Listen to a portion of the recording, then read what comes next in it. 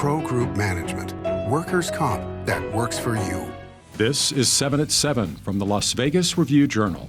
The clock is ticking just hours now before we ring in 2025, and we've got a preview of all the rooftop fireworks going off on the Vegas Strip at midnight. Good morning and thanks for joining us on 7 at 7. I'm John Archuleta in for Cynthia Puga. We begin with top stories sponsored by Nevada Hand Silver Sky Assisted Living Community. Learn more at nevadahand.org. Preparations are underway for the New Year's Eve fireworks show planned for midnight tonight from 8 hotels, with the addition of a countdown on the Sphere's exosphere this year. Now, for the past 18 years, Fireworks by Grucci has been the team behind the explosive events. Right now we're on the rooftop of Planet Hollywood. Our crew's been out here since the 27th setting up, working very diligently. Although they've been out here to the 27th, it's been a year-long effort. We worked this program out from January 1st of the year before. So this year, the hotels participating are the MGM Grand, Aria, Caesars Palace, Treasure Island, the Venetian, the Strat, Resorts World, and Fontainebleau. A new wrongful death lawsuit claims a man died after eating a meal at Beauty in Essex at the Cosmopolitan last April. The lawsuit claims Abraham Williams let the staff know he was allergic to shellfish, but went into an anaphylactic shock after taking a bite of his meal. His death certificate attributes his death to a food-associated allergic reaction to shrimp or nuts, courtroom records show. The lawsuit was filed last week on behalf of his parents and administrator of his estate. The complaint accuses Beauty in Essex, the Cosmopolitan, the Clark County Fire Department, and Community Ambulance of acting negligently, and it alleges their conduct led to Williams' death. The Cosmopolitan did not immediately respond for comment. Clark County and Tao Group, which operates Beauty in Essex, declined to comment, and Community Ambulance said it had not been formally served with the suit and cannot comment on legal matters. In weather, sponsored by Star Nursery, your garden's partner for every bloomin' thing.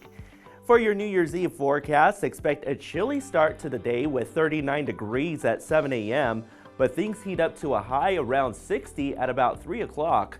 Be sure to bundle up though if you are heading out tonight, because those temperatures are dipping back down into the 40s and upper 30s heading into the early morning hours. For your 7-day forecast, daytime temperatures are in the 60s throughout the week, with those overnight lows around 40 degrees. Business brought to you by G-Bank, your best banking experience ever. As the Raiders are set to miss the playoffs for the third straight season, several high-profile current and former players and coaches also made some massive real estate transactions this year.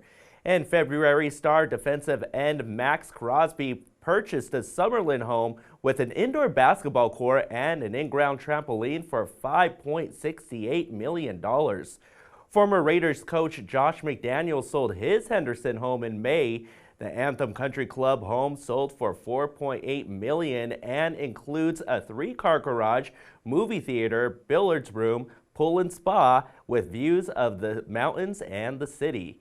And former quarterback Derek Carr sold his home in September for $5.55 million. It's definitely interesting to see how when the Raiders don't play well in the field, it impacts a lot of things, including our local housing market. And if you're looking to own a piece of Raiders real estate, former running back Josh Jacobs' home is listed for $5.9 million. The home at Augusta Canyon at Southern Highlands Golf Club has 3 bedrooms, 4 bathrooms, and a 6-car garage. Now for a sports update brought to you by PT's Taverns. With over 65 locations of the PTs near you. Visit ptstaverns.com. The Vegas Golden Knights ringing in the new year at noon. The VGK welcoming the Montreal Canadiens to Vegas for an afternoon matinee on New Year's Eve. And with a different puck drop time, head coach Bruce Cassidy has to prep a bit differently. It's a tough one because you play at noon, so you always want to be on the day. If you take a full day off, we had a pretty spirited practice out there. We weren't out there about 30 minutes, so hopefully that helps us tomorrow. Health brought to you by Centerwell Senior Primary Care. Discover primary care focused on you. Could junk food like chips and ice cream be linked to causing cancers, diabetes, and even heart disease? A study revealed that ultra-processed foods may be fueling cancerous growths in the colon. After examining 81 cancerous colon tumors, scientists found a high number of lipids. Those fatty compounds increased inflammation inside the tumor. Now, the new study could spark changes to lower consumption of processed foods heavy in sugar, saturated fats, and chemicals. Sports betting brought to you by Las Vegas Paiute Tribal Smoke and Cigar Shop.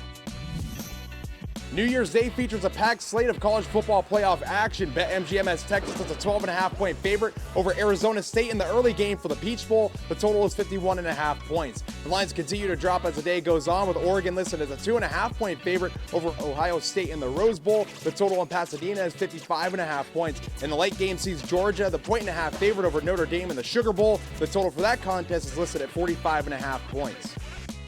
Vegas Nation brought to you by Station Casino's STN Sports. Download the app today. Brock Bowers continues his phenomenal rookie year. Bowers breaking records left and right all season long as his name enters the Rookie of the Year conversation. AP Offensive Rookie of the Year. Just look at the records and look at the stats. Head coach Antonio Pierce keeping his pitch for the Rookie of the Year award nice and simple, also while stating the obvious. Bowers and the Raiders have one game remaining this season against the Chargers at home on Sunday. In your lifestyle news, brought to you by Alvy Craft Shows, has been bringing you the finest craft and gift shows since 1999. Visit alvycraftshows.com for more upcoming events. The Hanukkah celebrations continue here in southern Nevada. Last night, Clark County Commissioner Michael Naft lit the menorah at the Clark County Government Center. The event also featured the Dancing Dreidels, who provided plenty of entertainment for those who attended, and foods like jelly donuts and latkes. Now this year, Hanukkah began on December 25th and concludes the evening of January 2nd. Traditionally, Hanukkah is also a time for giving and receiving, as gifts are often given on each of the 8 nights. Now for entertainment, sponsored by Arizona Charlie's, has live entertainment every weekend at both locations. Go to ArizonaCharlies.com to see who's playing. The first electronic music concert made its debut at the Sphere over the weekend. Anima's show, The End of Genesis, kicked off on Friday with some stunning visuals that had the crowd cheering and gasping at times. Humanoid robots are featured on the big screen, as well as futuristic scenes and visual and music collaborations with Ellie Goulding and Grimes. The characters are so lifelike and combined with the sound, the pinpoint sound, that it's just an incredibly immersive experience that, you know, the word immersive gets used a lot these days, but this is truly you know, something that really pulls you into this unique futuristic world, and it's just dazzling with just how forward thinking the whole presentation is. Now, Anima's show runs through January 11th at the Sphere. Thanks for watching 7 at 7, and be sure to hit that subscribe button to get alerts when we post breaking news and our 7 at 7 newscasts.